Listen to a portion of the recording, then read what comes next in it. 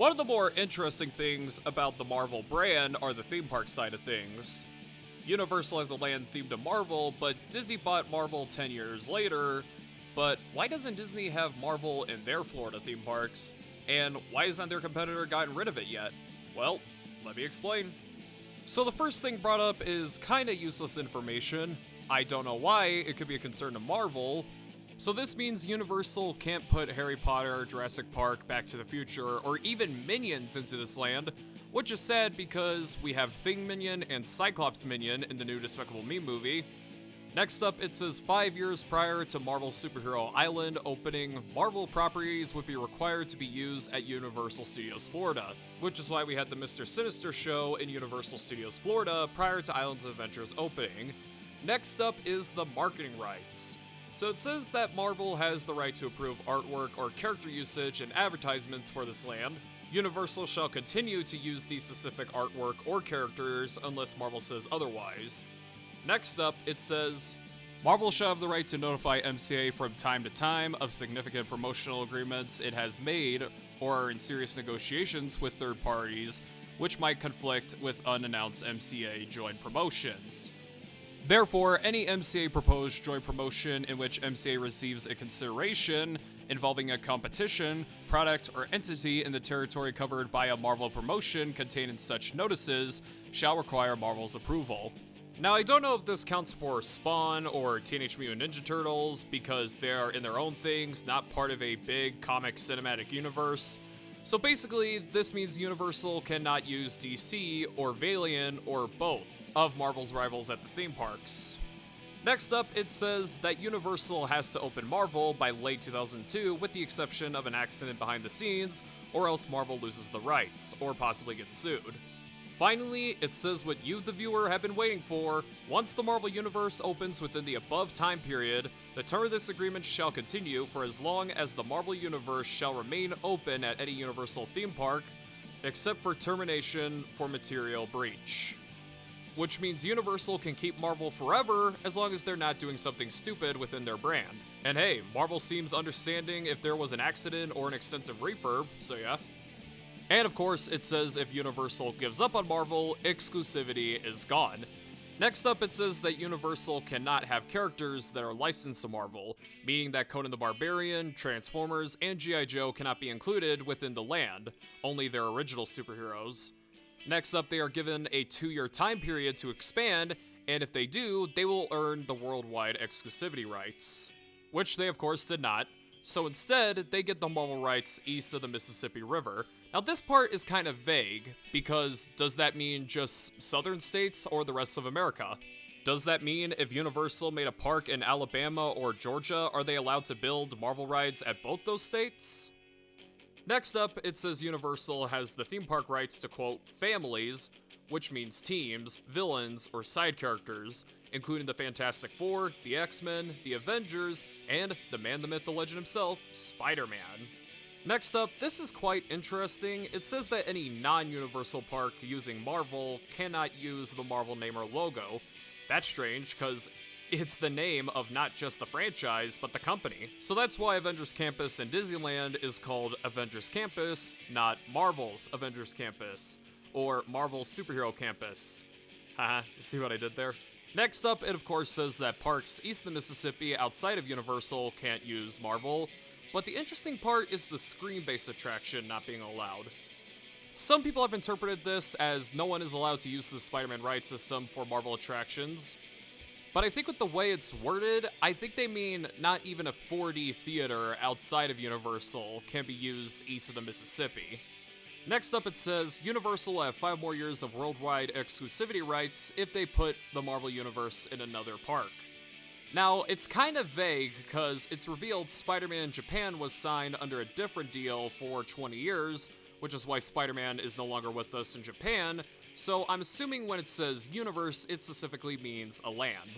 Because it says if Universal were to open a Marvel land in Hollywood or somewhere else in the States, they will have the exclusive US rights. Or if they open a Marvel land in any part of Japan, the Philippines, or one Europe or African country, Universal will own the exclusivity theme park rights to that specific continent.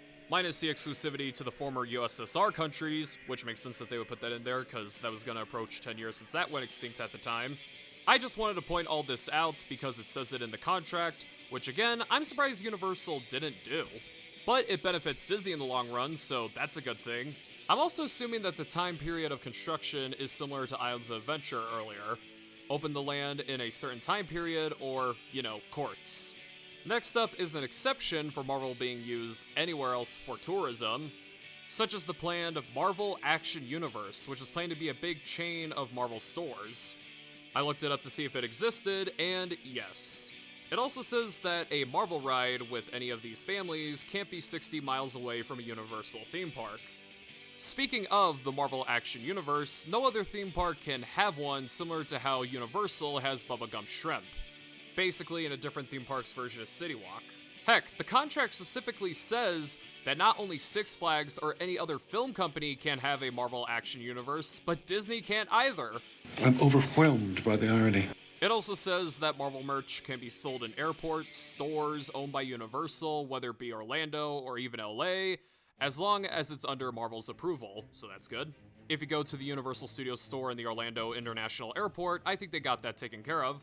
Another interesting fact is that Marvel gets no royalty on food unless it has a Marvel branding, meaning that the pizza and chicken Alfredo in the Fantastic Four Cafe, as long as it has the Marvel logo, or their say, the Fantastic Four logo, Marvel gets no residuals from the food.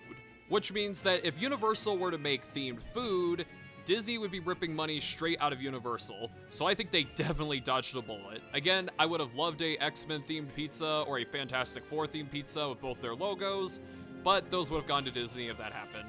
And speaking of no royalties, this is interesting by the way, rate of blank percentage of wholesale costs after the annual guaranteed advance is fully earned, the royalty on additional sales will decrease to blank percentage and will be paid quarterly. Such royalty will be applied to the wholesale costs of merchandise manufactured for and purchased by MCA as a direct licensee of Marvel, and to the cost of items purchased from Marvel's licenses, while Marvel will not require its licensees to sell items to MCA without royalty built into the price. Marvel will not in any way prohibit or restrict MCA from being a direct licensee of Marvel or a Marvel-related company for the purpose of producing products to be sold by MCA at Universal theme parks, surrounding complexes, and certain airports, stores, as provided herein, including by means of exclusive licenses granted to parties other than Marvel-related companies. In the event Marvel is unable to give MCA a direct license because of conflicting license, MCA shall receive a credit for the licensing fees payable to Marvel by MCA hereunder, and Marvel agrees that the royalty rate paid by its licensee in connection with each item as to which Marvel cannot grant a license to MCA will be set consistent with Marvel's normal business practices. So that means Universal buys the merchandise, and Marvel barely gets shit amount of money. The only companies that get the money are Hasbro, Mattel, or Hot Topic, whoever the hell makes the shirts. However, the contract does say that merchandise should be of Marvel's approval. Marvel will have reasonable approval of all licensed merchandise, artwork, merchandise packaging, logos, and the like utilizing the Marvel properties, which approval will be granted or withheld in a timely and reasonable manner, and will not be used in a way which would frustrate the intent of this agreement. And given that new original merchandise appears at Marvel Superhero Island all the time, does that mean Marvel has no say anymore? Does that mean Marvel still has a say? Or does that only count for when Superhero Island first opened? Who knows? I feel since it says license, it's more of a third-party scenario when it comes to merchandise. It could be a company Marvel is not even working with.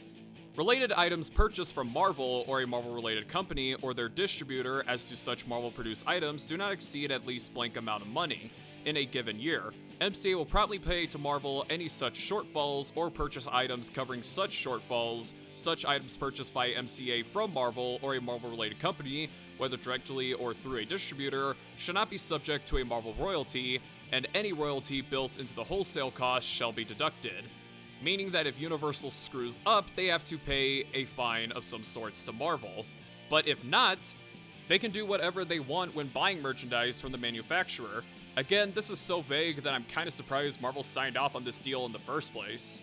Next up is the comic side of things. MCA intends to advertise the second gate in a manner that features the Marvel properties. On the back page of various Marvel comics, Marvel will work with MCA toward this end and provide information concerning demographically appropriate magazines and their availability. Such advertising buys would be at the best rates available from Marvel to unrelated third parties for such publications for purchase of comparable volume.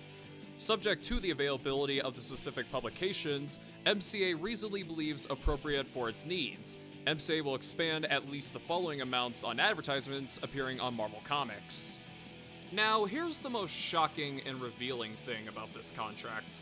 Trust me, this is gonna open a whole new can of worms for all of you watching. Marvel will reasonably cooperate in making information, artwork, archive material, key personnel, etc. available to MCA in order that MCA can creatively develop the Marvel Universe and exploit its rights hereunder. MCA will reimburse Marvel for its reasonable costs in this regard, including time of non-executive personnel and their reasonable travel expenses. Meaning that Universal can do anything with Marvel. They can do anything! They can make a new ride, they can add a new restaurant. So contrary to popular belief, Universal is allowed to do whatever they want with Marvel, even after the Disney acquisition, but I wouldn't get your hopes up, because it does say it does require Marvel's approval. So I feel like Universal were a new Marvel ride, they would have done it sooner, before, or shortly after the Disney acquisition. I've seen the counter argument that this land is dated because it's themed to the comics instead of the movies. You gotta understand, folks, this is Marvel, not the MCU, not Sam Raimi's Spider-Man. This art you see in the land is Marvel, and the comics might suck now, but the last time the comic incarnations were popular was not long ago with X-Men 97, which is not only a sequel to the 90s cartoon that predates this land, but pays tribute to the comics all the way through. So it is possible that they can do a revamp of Stormforce or a new X-Men ride where the Circus McGurkus still stands. Speaking of revamps, we got not just a retrack of the Incredible Hulk coaster, but a new queue and ride story with new footage. And of course, reanimation of the Spider-Man ride. And this new food stand, look, this replaced the Hot Diggity Dogs. Now, I don't know if it was under Marvel and Disney's approval, possibly because of the contract, but Universal is far from not interested in Marvel anymore. So yeah, while I don't think a new ride is possible, I think a revamp of Doctor Doom's Fearfall and Stormforce are possible. With Doctor Doom, it makes sense. Not only is Robert Downey Jr. coming back to play Doctor Doom for the next Avengers movie, it's a Fantastic Four ride, just add 2 extra towers so there could be 4 towers, and make the ride longer, something I've been waiting for ages on this attraction. Or Stormforce, add a Storm animatronic in the middle or another teacup section. I think both are equally as possible. I definitely see this contract in a whole new light now because of this. Again, I wouldn't get your hopes up for a new ride, but anything is possible. I mean, seriously, anything is possible. Robert Downey Jr. is Doctor Doom of all characters now. However, whenever Marvel has reasonable rights of rejection of approval hereunder, the basic criteria to be used by Marvel may include inconsistency with basic storyline, the powers, basic personality traits, physical appearance, including clothing or costume, and or living habitat or environment relating to such character as portrayed in Marvel's exploitation of such character in comic books or other products for the particular time period being depicted by MCA. Meaning that so long as Marvel has a good reason, they can reject whatever Universal plans to do next. So if something is inaccurate to the characters, Marvel can reject it. Kinda strange that Marvel will give this requirement to Universal and not any other film company who are given their properties. The rest of the contract is about protecting copyrights and if Universal wants to get rid of the land or not, blah blah blah. And here it's signed in New York, because that's Marvel's base of operations at the time and still to this day. And this script was made in the state of Colorado. Be sure to like and subscribe, and I'll see you all later.